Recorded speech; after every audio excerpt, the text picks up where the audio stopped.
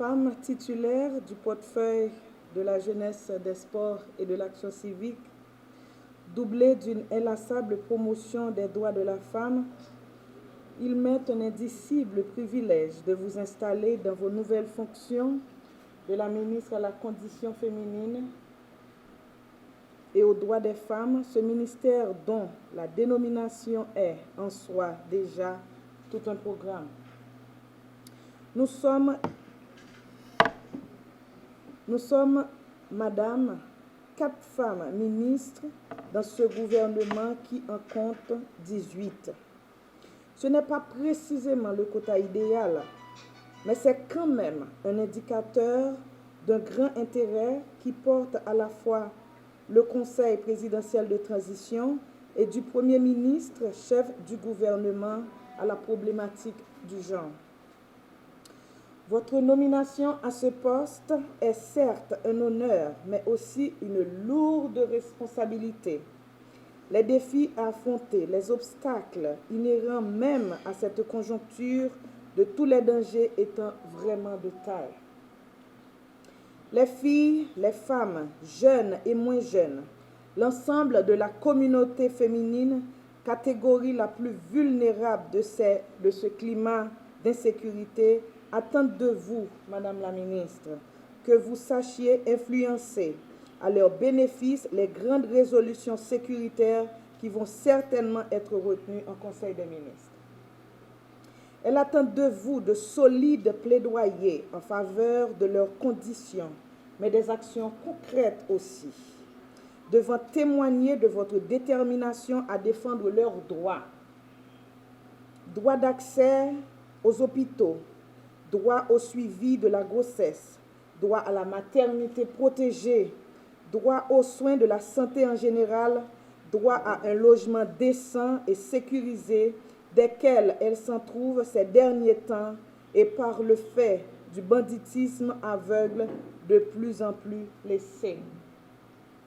Ce sont là, Madame la Ministre, de façon non exhaustive, autant de préoccupations de cette majoritaire tranche de la population haïtienne, participant d'un nombre de problèmes quasi inexistentiels et pour lesquels il vous incombera d'œuvrer à trouver une solution. Mais il n'y a pas de quoi vous inquiéter. Quand l'on observe en cette assemblée ces superbes têtes de femmes, collaboratrices visiblement disposées à vous accompagner efficacement dans cette exaltante mission commune. Au nom du Conseil présidentiel de transition, au nom du Premier ministre, chef de gouvernement, je vous souhaite bon travail. Non pas à nous, Seigneur, non pas à nous, mais à ton nom donne gloire, à cause de ta bonté, à cause de ta fidélité. Mon Dieu, donne-moi la sérénité d'accepter les choses que je ne peux changer, le courage de changer les choses que je peux, et la sagesse d'en connaître la différence. Béni soit l'Éternel qui exerce mes mains au combat, mes doigts à la bataille. Je tiens d'abord à remercier le Conseil de transition qui, dans son entièreté, a jeté son dévolu sur moi comme ministre à la condition féminine et aux droits des femmes. Je remercie le Premier ministre qui a voulu que je sois dans son équipe gouvernementale, une équipe qui a des obligations de résultat. Je remercie toutes celles et tous ceux qui ont cru en ma vision et m'ont accordé leur confiance pour conduire ce ministère à un moment crucial de notre histoire. Mesdames, Messieurs, je suis pleinement consciente de la portée de cette mission, défendre les droits des femmes et travailler sans relâche pour une société haïtienne plus égalitaire et inclusive. Permettez-moi de rendre hommage aux femmes haïtiennes, héroïnes de notre quotidien, piliers de nos communautés et actrices incontournables de notre développement. À celles qui bravent les défis de la pauvreté et des inégalités avec dignité. À celles qui militent depuis des générations pour que les droits des femmes ne soient pas de simples idéaux, mais une réalité concrète. À celles qui continuent à élever leur voix malgré les obstacles, les injustices et les violences qu'elles subissent. Nous toutes qui là, nous connaissons qui situation malouk, femmes actives à Sibi dans le pays d'Haïti. Information rapportée, plus passé 300 000 femmes actives trouvées au délogé des bras pendus. Dans le pays, sans yo pas de caille pour yo dormir. Souvent, yo pas accès à de l'eau potable, yo pas accès à soins de santé, yo dans insécurité. Chaque jour, femme active à vivre avec risque pour yo subir violence toute qualité. Dans le site, côté nous les sites déplacés, yo, dans Port-au-Prince, et dans toute région, gang yo contrôlé. Femmes actives à Sibika déjà dans la zone Sayo, particulièrement à cause climat insécurité. Au cours de l'année 2024, particulièrement, des incidents de VBG dont 72% de violences sexuelles ont été rapportés par les acteurs du sous-cluster VBG. On observe une augmentation continue et significative du nombre d'incidents de VBG rapportés. 70% des incidents rapportés se sont produits dans le département de l'Ouest et 26% dans le département de l'Artibonite. La majorité des survivants sont des femmes, 75%, et des filles, 20%. La plupart des survivants du VBG sont en statut de personnes déplacées, 61%, dont 43% vivent dans la communauté et 18% dans un site déplacé. Ces violations sont les plus souvent commises par des membres de gangs armés. À cet effet, en ma qualité de ministre à la condition féminine et aux droits des femmes, je vais travailler avec des institutions nationales et internationales pour initier un programme d'accompagnement de femmes et de filles dans les sites déplacés. Le MCMDF se propose d'organiser des séances de formation à l'intention des jeunes filles et des jeunes garçons qui seront déployés dans les communautés et les sites de déplacés pour veiller et rapporter des cas de violence à l'égard des femmes et des filles et aussi faciliter l'accès des femmes et des filles à l'aide humanitaire. Mesdames, Messieurs, le ministère vient tout juste de célébrer ses 30 ans d'existence depuis sa création en 1994. Il s'est érigé en acteur clé de la promotion des droits des femmes et de l'égalité de genre en Haïti. Ce ministère né du combat acharné des mouvements féministes et des militantes haïtiennes est le fruit d'une lutte collective pour faire des droits des femmes une priorité nationale. Ces 30 années de combat ont montré que la lutte pour les droits des femmes n'est pas une affaire de quelques-uns, de quelques-unes, mais un devoir collectif. Chacun à son niveau a un rôle à jouer pour construire une société où les femmes ne subissent plus d'injustice, mais participent activement au progrès de notre nation. Ma vision pour ce ministère est claire. Faire de cette institution une véritable levier de transformation sociale capable d'impacter positivement la vie des femmes et des filles sans violence basée sur le genre, sans exclusion ni discrimination.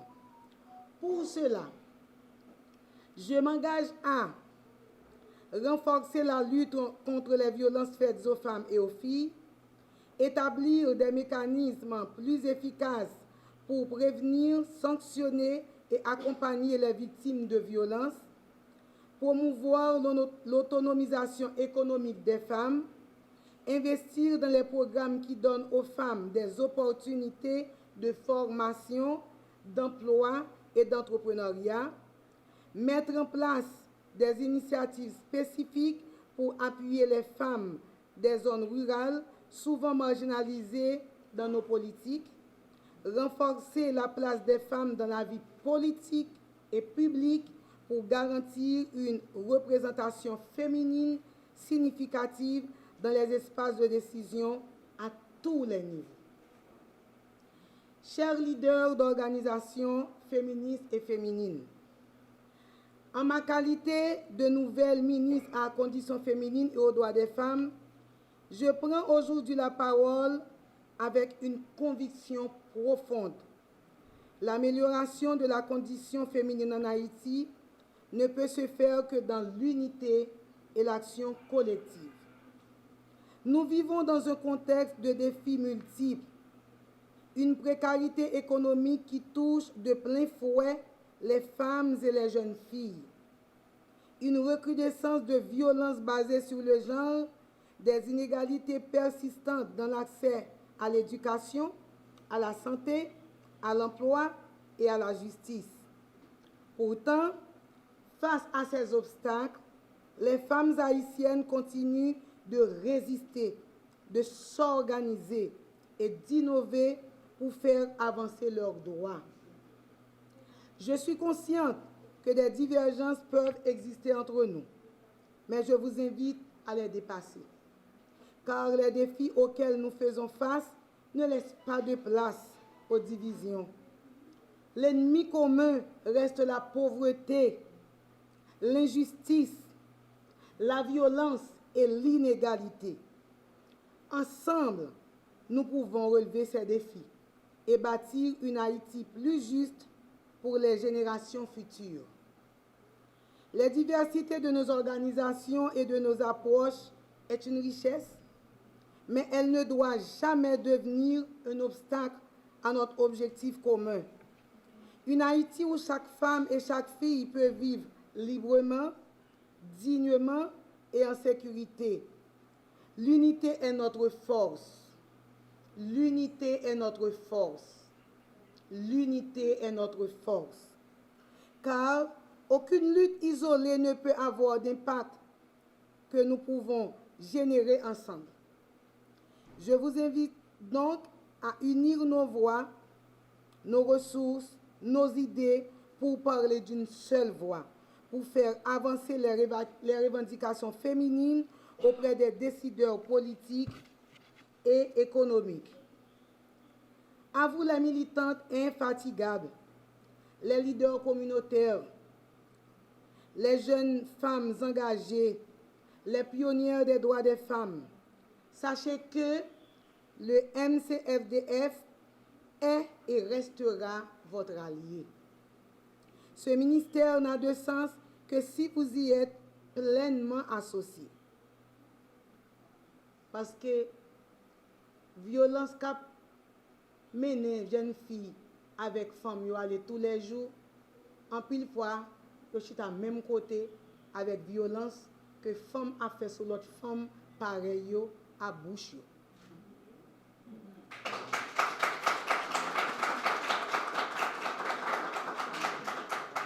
Il est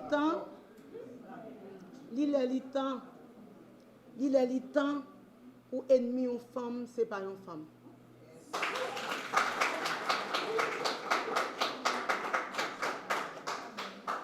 Si héroïne yo pas mettre ensemble, héros yo pas t'a bailler pays indépendance.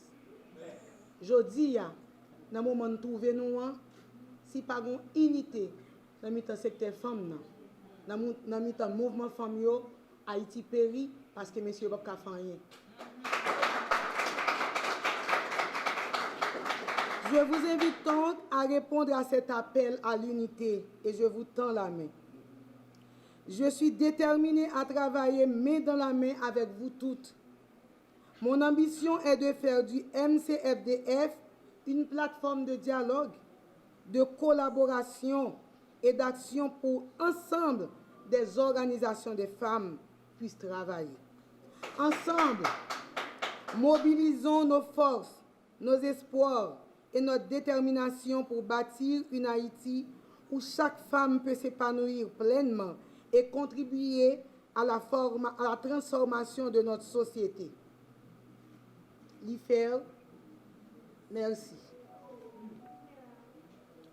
Chers partenaires techniques et financiers, c'est avec un profond sentiment d'espoir et de responsabilité que je m'adresse à vous.